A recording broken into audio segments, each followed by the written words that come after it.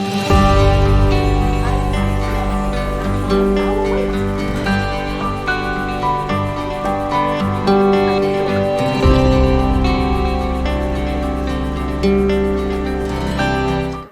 and welcome to Conversations with Carol. My name is Carol, a transformational speaker, writer, author, blogger, serial entrepreneur, and movable optimist, and I help people become better versions of themselves in their personal lives as well as their business.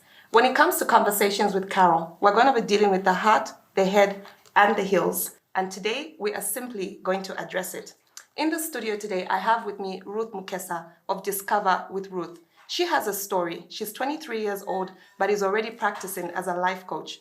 A lot of times people don't realize that when we're getting into life and when we're doing things that we want to do, which is purpose, when we wake up in the morning and there are things that just, are on our hearts, the things that we want to bring solutions to the world, people don't realize that there's a story behind that. We don't just become. There's things that happen in the process of transformation. And today we want to know from Ruth what her story is. Welcome, Ruth, to Conversations with Carol. Thank you so much, Carol. I'm happy to be here. Thank you so much for having me. I'm happy that you're here, and I know that we know each other personally. People have seen you on the show. Yeah. But you are 23 and you are a life coach. Exactly. How did that happen? And for me, I want to understand, somebody so young wanting to change people's lives. Did something happen in your life that made you get to a place where you want to become a better version of yourself? Okay. Talking about myself, I'm Ruth Mukesa. I'm aged 23. What really made me push through and become this person that I am today is because of my background. Okay. Yeah, growing up, I didn't really love the things that I saw in my home. Yeah, and especially after the loss of my mom, it really, I really got to mature at a very young age because by then we only remained with dad. So, family dramas and everything. How old were you when you lost your mom? I was around 11 years old. Oh, wow. Yeah. So I began to be so matured for my age because we are now there taking care of dad, doing the responsibility that a wife has to do for him. So we are now the children taking care of him. So it was one of those experiences that really made me mature before a certain age. So I would do things for him and take care of the family as well, do one or two things here and there. So seeing that experience, I didn't really want myself to go through that pain that I saw myself going through at a very young age. So I just decided to just be the best person that I can be. So, what did you do? Obviously, you've got siblings, right? How many siblings do you have? I had 4. Now we are a family of 7. Oh. Yes. The blended family, because your dad remarried. Yeah, he remarried after mom passed on, so we are now 7. How did that change your life? Having somebody else who's not really your mom who gave birth to you, but is somebody who's your father's wife. How did that change your life? Okay, so that really changed my life because there's that thing where you now have to accept someone coming in your life. And this person is now coming with, different rules, different lifestyles. So the acceptance itself made me live with her in as much as, we have our ups and downs. Nobody's perfect, but I really learned how to live with her and yeah. It sounds to me like you loved her and cared for her because your father did. Yeah. Okay. Yeah, I really love her and care for her because of, accepting dad's wife come through home. So yeah, it was an amazing experience as well. What about your siblings? How did they take that? For them, they took it so well, though at first I wasn't really comfortable with the fact that dad had to remarry. After mom died, I really got choose staying with dad and the family itself. So it really made me want to learn how to accept someone in my life. So I reached a point where I was like, okay, God, help me accept this person because I didn't want a thing where I'm in that little shell all alone. Yeah. So it took time. It really took time, and especially after a loss of a mom, which really, created that huge gap in our family.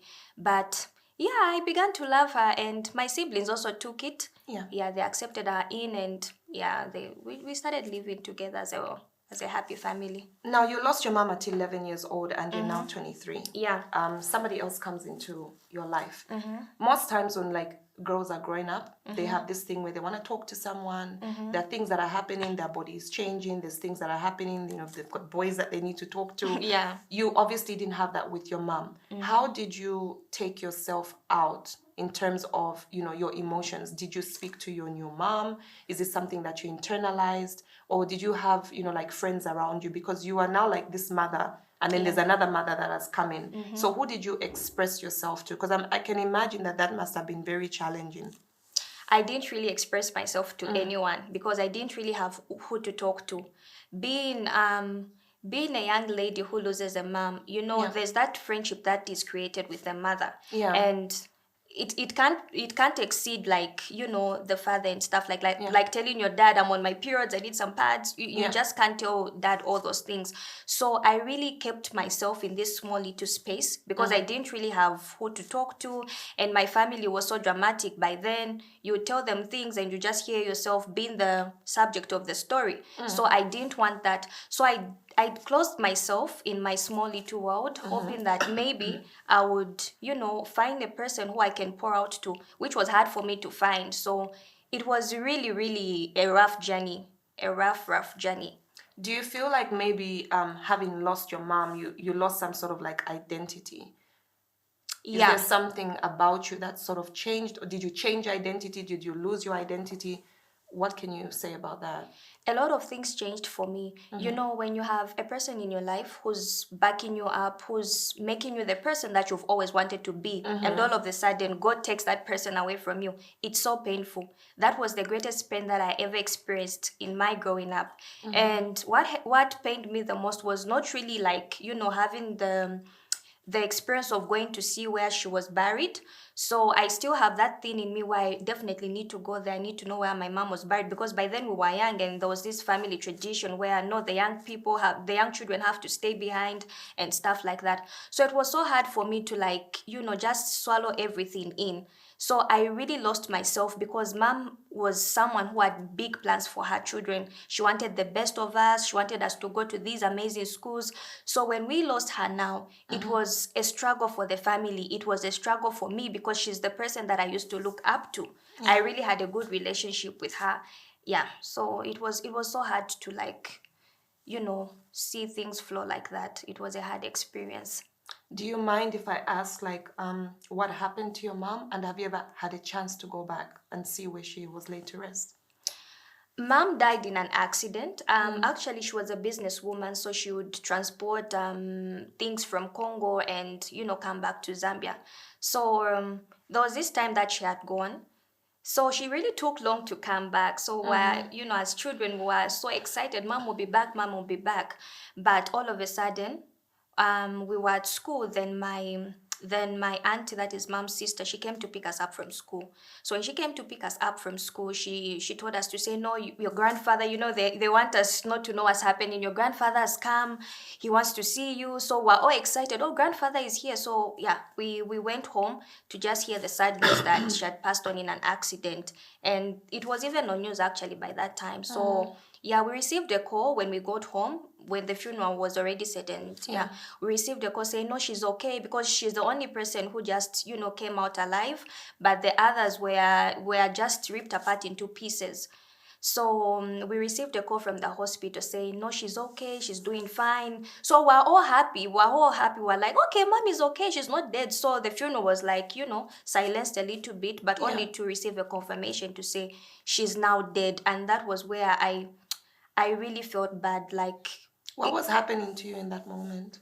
I don't really know what happened to me, but in that moment, I just felt like God didn't love me, because I was grown up at least to know one or two things, but I was like, but God, why? Why did this really have to happen to me at this young age? So it was really a rough time for me. I can't lie. Yeah.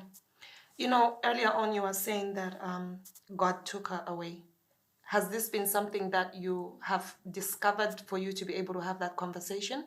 Because a lot of times when we lose people, we don't say God took them away. Yeah. We're angry, we're upset. So is this something that you have learned to accept? Can you ever accept your mom's death? Or because you say that with so much certainty, whilst most people would be pretty mad about that? Okay, my growing up, I grew up from a Christian home. We've been believers, and mom was one of the amazing believers that I ever saw, and she's the reason why I'm this person that I am today. So she would pray, she would tell us, okay, death, umuntu ngafa, those things. It's God who takes them away. So I grew up with that concept in mind, knowing whoever dies, it's their time to die, and definitely God would take them away. But on my part, I just didn't know that God would take my mom away at a very young age. Yeah. So I lived with that concept, but now that I've grown up and seen the life challenges, seen what people go through, I've now come at a point to accept that death, when it's your time to die, it's your time to die. There's nothing you can control about death. Yeah, and there's always a reason as to why God takes our loved ones and all that, and we just we can't we can't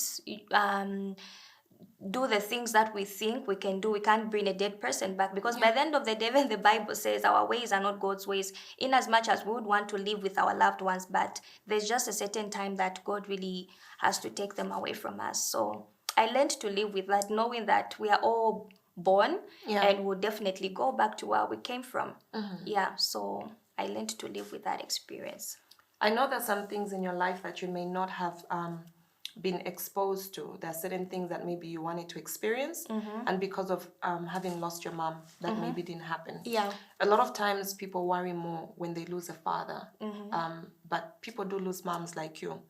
And sometimes when people lose fathers, it's more about the provision. It's more about, this place where they have identity. So you still have your father, he's alive. What do you think significantly changed in the way that you were able to do school, you were able to relate with other people? What were your moments like when you see people, you hear people talking about their mom this, their mom that, and yet you still had your dad? Because, being in our culture, a lot of people understand that fathers are providers. So it's almost like it's a different kind of loss because the father is still providing. Yeah.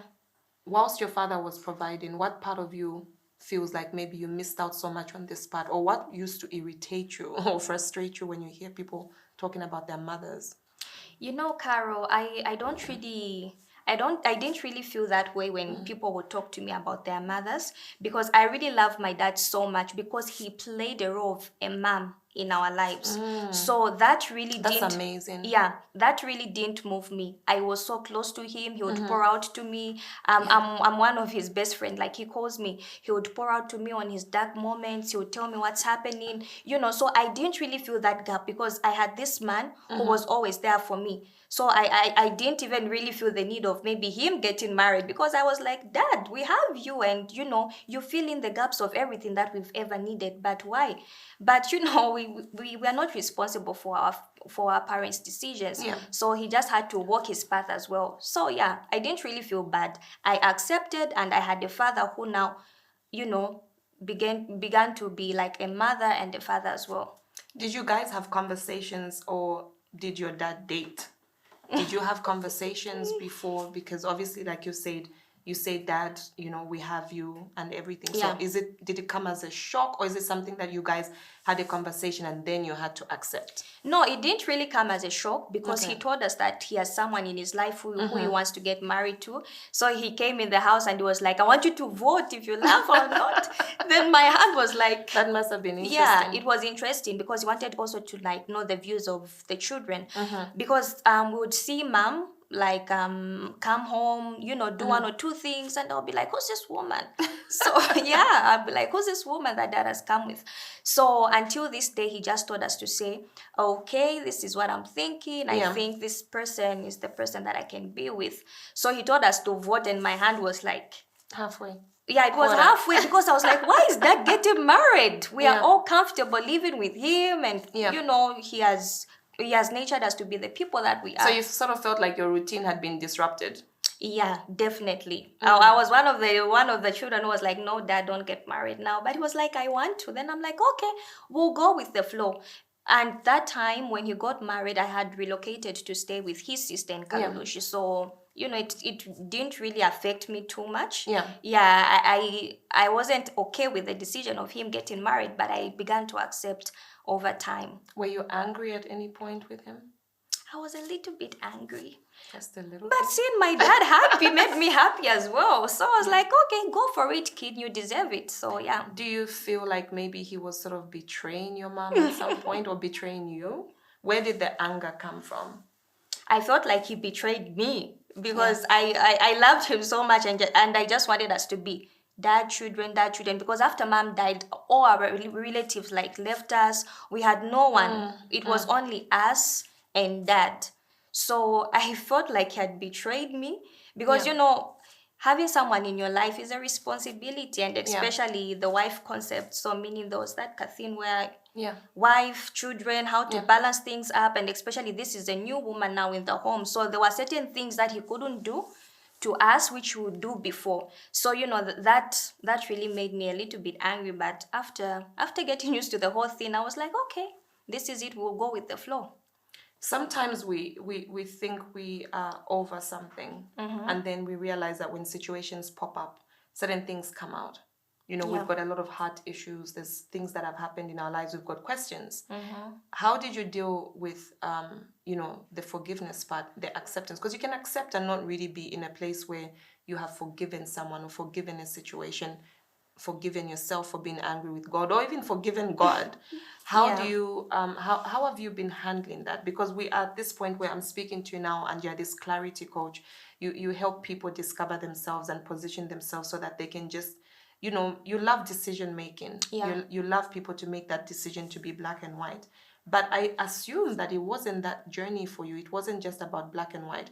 At what point did Ruth say, this is not the life that I want, these are not the emotions that I need? What was your making point to get started on a better version of yourself? Okay, so my making point to get started on a better version of myself is when I broke free from this toxic relationship that I was in. So yeah, I was dating this man for quite some time. That was for a good 2 years. So being in a relationship, especially with a man that serves God, you think, okay, this man with the cultures and norms that I've made upon myself will definitely go with the flow. But it wasn't the case for me. Like, it was so dark. Like, I saw hell on its own, because it's like I dated one man who had 1,000 characters of different men in the world. Oh, wow. So you'd see the good version of him, the bad side of him, every side of him I saw. So he kept me in this shell. He would threaten me, all those things. So I was like, okay. So I became too grown up, where you're 32, but you're only 21. You're like, okay, mwadika na mtumaya ndasha, those kinds of things. I can imagine. Yeah, it was so hard for me. But then I had to make this decision of, letting go of everything. So that was when now I made that decision. So it just came. I was like, God, I can't live this way anymore. Because now, my family was in, everything around me didn't just evolve well. And especially now that I also engaged myself with this person who now belittled my world, I was like, this thing doesn't have to go on anymore. So I made that decision. But even though I made that decision, I didn't really have who to talk to. I would always talk to God. I would talk to myself in the room. I would be like, God, why am I going through all this? Then God just told me, it is time to just let go. So the moment I let go, I have this cousin of mine, Chanda. She should post you. She would post you on her status by that time. So there was this video that she posted about you. Then I don't know. My heart was just at peace. I was like, God, I love this woman. Yeah. Yeah, I always say I loved you at first sight. I was like, God, I love this woman. She's so beautiful. She talks about the things that I want to hear. So I was like, Chanda, I really need to get in touch with this woman. So she was like, no, do you know Carol? She's a coach. She's a what? So, she gave me those fears, and I'm like, how am I going to connect with her? So we need to talk to Chanda. Yeah. So I was like, how am I going to talk to Carol? I really need to talk to her. There's this story that I need to share, but I don't know who to talk to. So she was like, okay, no problem. She has a group. I'll add you to the group. Then you'll get in touch with her. So from there, I was like, okay, no problem. So I was so anxious when I got added to the group that night. I saw the way things were going. I was like, okay, God, this is home. I just felt something in me that I've never felt before. I was like, this is home. And that was how I met you, actually. We got talking. Remember. Yeah. And I was like, you guys need to come to the Copper Belt. And we had our conference there. And yeah, that was where everything began. So I saw you. I saw myself in you, because I always wanted to be this person. Then I also saw a person that reflected who I am. So I was like, okay, God, this is the right time for me. So that was just where now my moment of, life change began. And that was where my life had changed. From that time up to today, I'm now this woman that you're seeing today. Yeah, I'm so grateful for your journey, because I think for me, when we talk about your life journey and you getting to a point of making a decision, what I loved about you, I mean, now you're my mentee, we're doing partnerships, we do coaching, we do training together. Yes. We have got different angles. We're like a diamond. You see us in different ways and reflect differently. But I think for me, what I've really loved about you is the fact that I met you so broken, and I met you at a point where your voice, like, you literally couldn't even smile. And today, like, I can't stop you from smiling. What I loved about you was the fact that you were open. Yeah. You were ready to receive advice. You were ready to do the work. Yeah. Why do you think that so many people, even if they found avenues, they found platforms, they found people, they found a place to belong, but they still stay closed up? Why do you think people have been in that place? Because what we're trying to do here with Conversations with Carol is create that safe space, but people don't feel safe. Why do you think that is, happening right now? I think people get used to, their bad lives. They get used to living the emotional life such that they don't think like pouring out to someone can definitely help them. So it's like you're in this shell. You don't want to pop out, you just want to stay in that shell for the rest of your life. And life doesn't happen like that. You need people to usher you to be the best person that you've always wanted to be. So I think it's just up to you to release what you think is, in you. Because I can't help you if you don't tell me what help you need from me. Yeah, that's really key. When you say that, I also am reminded of a time that we had a conversation, and you kept on asking me, is it okay if you can ask? And I kept on saying, keep asking. It doesn't matter what time of the day, I'm gonna get back to you when I can. And then obviously at some point I was in a different continent from you, and you constantly would stay in touch, and you were like on the same time zone. And in my head I'll be thinking, this is 5 o'clock, this is midnight. Like, I never used to sleep. You were on my timetable, and that was like an 8-hour difference. Yeah. You were committed to your change. You wanted to become a better version of yourself. I've found that with you, you've had patience. People don't have patience. And I think whether it's the healing, it's rediscovering ourselves, because there's a lot of things that I had asked of you to do. There were a lot of spontaneous things that I'd asked you to take responsibility for. We have a ministry, Transformed Woman, that we talk about and we share, and we see brokenness, turn into amazing blessings, pain turning into purpose, and messes getting, becoming messages. I found that the way God speaks to us, he gives us this template, and he's created those blessings, and they were there, and the finished work of the cross have already done things for us. But people still want God to manufacture more blessings. People still want things to happen now. Yeah. What made you be this patient person? Because even with your age, a lot of people, they can be impatient because they want things to happen now. Why did you delay the gratification of our relationship? What about your journey made you say, whatever happens, I don't even know if this woman is ever coming back. But you still asked and questioned. Why do you think some people don't have that patience?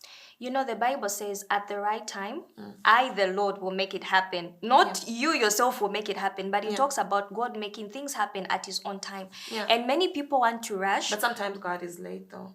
No, but his time is always the best. That's the fact. Yeah. Even though he might be late, but his time is always the best. So, people really want to rush things, not knowing that when you rush, you crash. Yeah. Yeah, nobody knows. It's like giving a car to, a 7-year-old, even though he's entitled, he's got an inheritance, but you have to give him at 18, and then you give it to him at 6 years old. There's always the perfect timing for everything. And if something happens in God's time, it's definitely beautiful. You don't need to stress about it. You just need to let things flow the way they're supposed to flow. Because by the end of the day, whatever we pass through, the experiences that we've had, are now the testimonies that we are sharing today. So it might look long. It might look long, but definitely God himself makes it happen at his own time. Yeah. When situations happen, like what happened with your mom, you get to a place where some people will never come out of it. They'll always feel that pain. They'll always be in a space where they feel really broken and like, a part of them is missing. Have you ever been at a point where you say, thank God mom died, otherwise I wouldn't have? Because I know you've heard me say that about, losing my dad. And I always say that there's a part of me which is really grateful. Yeah. But without also him, dying, I probably wouldn't have had the resilience. I wouldn't have had, the strength. I wouldn't be probably having this pull to really be the woman that I am today. Have you ever had those moments where you say, you know what, Lord, this was really sad, but if mom hadn't? Have you ever had that? Yeah, there are reasons as to why many things happen in this world. So the day I thanked God as to the reason why mom had died at that age was the day I was like, okay, after seeing dad get married, and I was like, okay, I really thank God mom had died, because I wouldn't have seen all this that I'm seeing. And I wouldn't be here with you today. So, the things that we go through, they might look like hard, the hills we go through, the wilderness. It's so hard to pass through such times. But when you break free, you'll definitely see that, okay, the reason why I had to go through this and that was because of this and that. Yeah. And I'm really grateful. I'm really grateful that God had took mom away to show me that even if with or without mom, God is definitely the one who keeps us. He reigns supreme. Yeah. That's amazing. Just as we get to a close, you have dealt with the head issue, which is, what we talk about here, what we address, that you've gone through this situation and we acknowledge it. Yeah. And I believe we've dealt with the heart issue, that you've dealt with the forgiveness, you've dealt with, the anger issue, you've dealt with the place of coming to accepting what had happened. You've been walking in confidence. You've put your heels down. What are some of the things that you've practically done that you believe have brought you to a place of becoming one of the youngest, coaches in Zambia? You just completed a course on mindset change process. You are on a path of NLP, neuro linguistics programming. That is one of the highest things that somebody as a coach can achieve. What are some practical things that you believe have helped you to be the best version of who you are today, and obviously form the coaching, the coaching practice that you have discovered with Ruth? What have you done in that time? First thing first, I would say prayer. Prayer has always been the lead for my life. I'll always pray. I'll always ask the Holy Spirit to lead me in whatever that I want to do. If it's right, if it's wrong, I'll definitely consult my Creator. And the second thing is just change and the decision. I made a decision that I don't want to be, this person that came out from this broken home, the poverty that I saw. I want to be the person that breaks free. And to just motivate young people out there, especially people my age, because people think you're limited to doing the things that you want to do. I personally did teaching, but I didn't really love the course, because family would pressure, just do this course because, you get money, you start getting paid. But here I am doing the thing that I love, and I'm thriving because that's where my passion lies. I can hear it. Yeah, people always say life begins at 40, but I'm like, okay, we need to change this scenario of life beginning at 40. I want by the age of 25 to be, living my happy life, owning my own cars, and maybe being the youngest billionaire in Zambia. So, why not? Anything's possible. Anything is possible. Yeah, anything is possible. So you just have to put your mind to it and focus on what you want. Yeah. You should never ever limit yourself. I like that. Well, this has been Conversations with Carol. We're definitely going to have Ruth back because there's so much more in this dynamite woman. But it's just, guys, for you to understand that you shouldn't be limited by what has happened to you in life. There's always room for people to become more, to do more, to be more, to be able to own your space and to dominate. Because at Conversations with Carol, what we're trying to tell you is that it doesn't matter what you've been through. You can become the best version of yourself. This has been Carol Mshota David, a transformational speaker and a coach, helping you to become a better version of yourself in your personal life as well as your business. We'll see you on the next episode. Bye-bye.